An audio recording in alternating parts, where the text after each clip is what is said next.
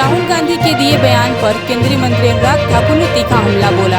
उन्होंने कहा कि राहुल गांधी की हर विदेश यात्रा भारत का अपमान करने में कहीं पीछे नहीं हटता और इस बार के प्रायोजित ये विदेश यात्रा भी उसी दिशा में है जहां वो अपमान तो प्रधानमंत्री मोदी जी का करना चाहते हैं, लेकिन अंत में देश का अपमान करने से नहीं हटते। पूर्व में भी देखा होगा, भारत को वो एक राष्ट्र नहीं मानते बल्कि राज्यों का संघ कहते हैं। वो भारत के बढ़ते कदमों पर भी प्रश्न चिन्ह खड़ा करते हैं। उन्होंने आगे कहा कि ऑस्ट्रेलिया के पीएम कहते हैं prime minister Modi is the boss. शायद राहुल गांधी को ये बात हजम नहीं हुई। राहुल गांधी जी की हर विदेश यात्रा भारत का अपमान करने में कहीं पीछे नहीं रहती और इस बार की प्रायोजित ये विदेश यात्रा भी उसी दिशा में है जहां वो अपमान तो प्रधानमंत्री मोदी जी का करना चाहते हैं, लेकिन अंत में देश का अपमान करने से नहीं हटते। पूर्व में भी आप देखें, वो भारत को एक राष्ट्र ही नहीं मानते, वो तो राज्यों का संघ कहते हैं और भारत के बढ़ते कदमों पर भी प्रश्न चिन्ह खड़ा करते हैं। आखिरकार राहुल गांधी जी विदेश में जाकर क्या पाना चाहते हैं? इस प्रायोजित कार्यक्रम के अंतर्गत वो क्या प्राप्त करने गए हैं? क्या देश के ऊपर कीचड़ उछालना ही उनका एक काम रह गया है? अंतर देखिए, जब जब राहुल जी बाहर गए तब तब उन्होंने देश के ऊपर प्रश्न चिन्ह खड़े किए, देशवासियों के ऊपर प्रश्न चिन्ह खड़े किए और मैं एक तरह से कहूं, जो साख भारत की आज पूरी दुनिया भर में बढ़ रही है उसको कहीं ना कहीं गिराने का काम लगातार राहुल गांधी जी करते हैं।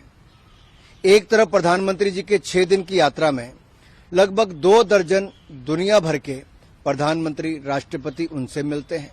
50 से ज्यादा मीटिंग्स होती हैं जहां पे कलाकार, साहित्यकार, उद्योगपतियों से लेकर खिलाड़ियों तक सब मिलते हैं।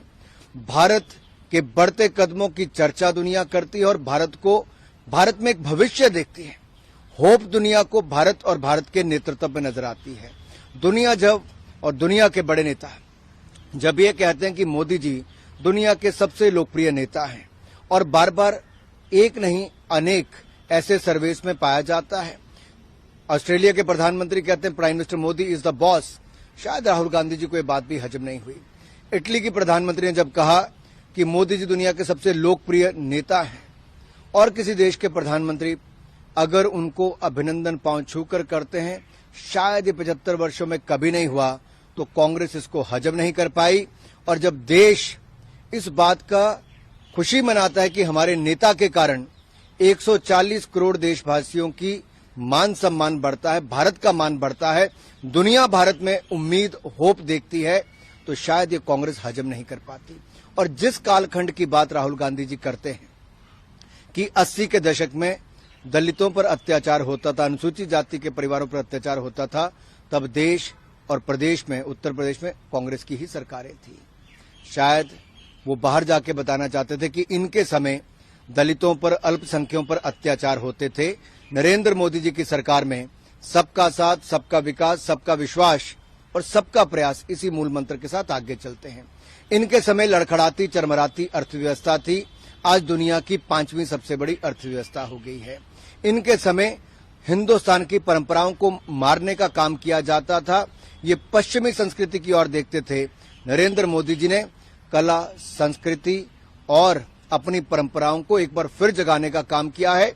हमने गुलामी की मानसिकता से बाहर निकलने का काम किया और अपने गौरवशाली इतिहास पर गर्व करने का काम किया। कांग्रेस ने अपने गौरवशाली इतिहास को सदा दबाने का काम किया और गुलामी की मानसिकता के साथ देश को चलाने का। यही अंतर है।